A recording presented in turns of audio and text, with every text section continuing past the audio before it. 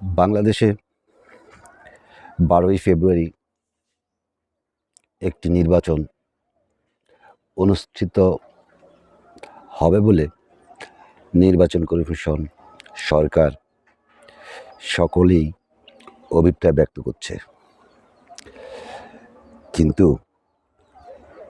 আমার মনে প্রশ্ন জাগছে, কিভাবে নির্বাচন হবে? অন্তর্বর্তীকালীন সরকার ব্যবস্থা এদেশের সংবিধানে নাই। যদি সংবিধানে না থাকে তাহলে এটাকে বলতে হবে গণ অভ্যুত্থানের সরকার। এখন গণ অভ্যুত্থানের সরকারের ম্যান্ডেট কি? ম্যান্ডেট ছিল একটি হানা ভোটের মধ্যে সরকারের বৈধতা নিশ্চিত করা, কিন্তু তা হয়নি। আচ্ছা, ধরে দিলাম তাই না হলো। সকল রাজনৈতিক দল, আওয়ামী লীগ ছাড়া অন্যান্য গণ অভ্যুত্থানের শক্তিগুলি এই সরকারকে স্বীকার করে দিচ্ছে, তাই একটি নির্বাচন করতে যাচ্ছে। কিন্তু একটি সুষ্ঠু, নিরপেক্ষ, শান্তিপূর্ণ এবং সকলের নিচে গ্রহণযোগ্য একটি নির্বাচন করার সবচেয়ে প্রথম এবং প্রধান ভূমিকা যে রাখবে প্রশাসন, সেই প্রশাসনের অবস্থা কি? মেরুদণ্ডহীন প্রশাসন বর্তমানে, এবং বিগত আওয়ামী লীগ সরকারের 80% লোকে এই প্রশাসনে নিয়োজিত।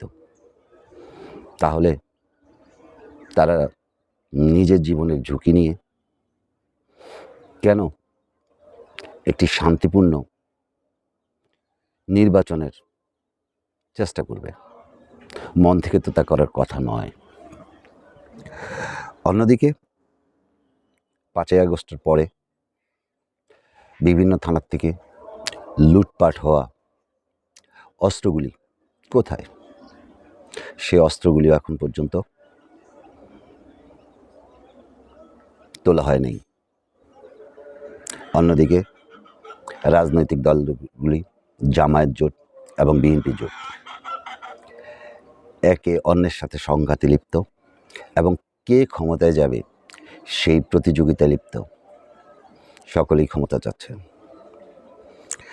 তাহলে এই অবস্থায় আওয়ামী লীগও তো বসে থাকবে না।